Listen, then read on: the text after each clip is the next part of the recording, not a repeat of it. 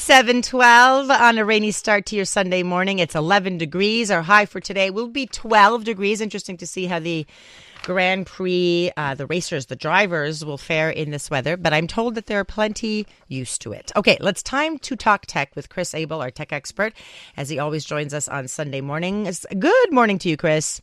Good morning. Okay, we've got lots to get to. And this is interesting because virtual reality, of all of the sort of AI and technology and the robots, VR is the one that's quite interesting to me. And this time it's being studied and used for kids' safety. Can you explain? So the University of British Columbia has partnered with a university in Norway. And what they wanted to do was to take a look at what happens when kids learn to take risks, when they're doing things that are considered to be kind of dangerous. It's one of the things that teachers and parents are constantly trying to keep their kids from doing. And so what they did, they said one of the things that they would never be able to do, of course, was to allow kids to play in traffic. Yeah. However, with virtual reality, that's now something they can actually do. So they created a scenario. They got 44 kids between the ages of 7 and 11 years old and brought them in and said, okay, first thing we want you to do as kids is put on these VR headsets, and we're going to take you to a virtual playground. And you can play on the equipment, balance beams and slides and things like that. Just go crazy.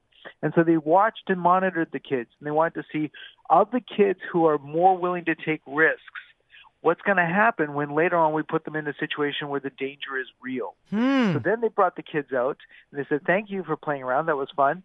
Now we're going to put on the headsets, and this time you're going to see a busy street full of cars and lots of intense traffic. And what we want you to do is just to try to cross the street to get from one side to the other. And what was astonishing was that they found that the kids who were more willing to take risks when they were just playing, jumping around on 1 foot on a balance beam, doing all the kind of stuff like, you might think they might fall, were far better at navigating the real danger of a busy traffic world, that they had developed the skills in playing around with risk towards making better judgment situations and timing decisions. And so, contrary to often the popular belief, it's probably better to have activities where kids can safely take risks because it's going to allow them to better take risks when the situation is real later on. So you're saying there's hope for my eldest son, Phoenix. Okay, because that kid gives me heart attack after heart attack, yeah. Sure, one point I just wanted to add that I thought was really interesting. They said that the Norwegian children in the study showed significantly greater willingness to take risks than the Canadian children. That Norwegian parents and teachers tend to be far more comfortable with physical risk than us Canadians, who by contrast tend towards more restricted, supervised activities. Chris, you don't know this, but in the 6 o'clock hour, we had our political analyst talking about Norway as well. I'm telling you, we are not paid by the Norwegian government. Okay, here we go.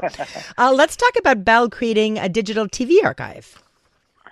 Finally, Bell, the parent company for a lot of television networks, including CTV. And CJAD, yes.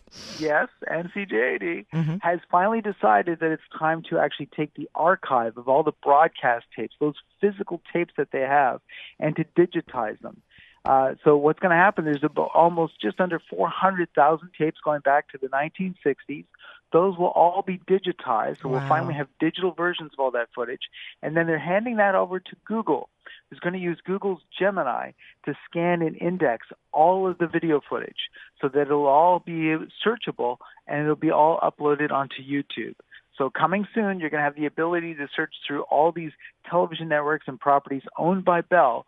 So you can, when you do a keyword search, you'll be able to find a broadcast that will match. This is really great. For some reason, there's always been this culture in TV that our content is disposable. The moment you do a segment, it's gone, never to be talked about again. I've watched too many of my colleagues and friends when they retire. There's not much of a retrospective. It's like, hey, what happened? Show off all the great stuff they did over the years.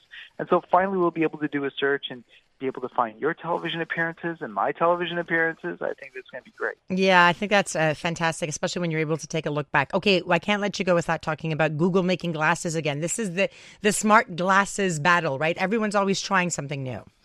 Yes, and they were the originators. They were the ones that with Google Glass years ago came out, and sadly it failed. But suddenly, Meta has done so well with their Oakley glasses. So this has been announced this week that Google is making the return. They're going to do the comeback. And this fall, they will produce their first set of glasses. They're calling audio glasses. You wear them, and although there are cameras and stuff, you're just having a conversation with the glasses.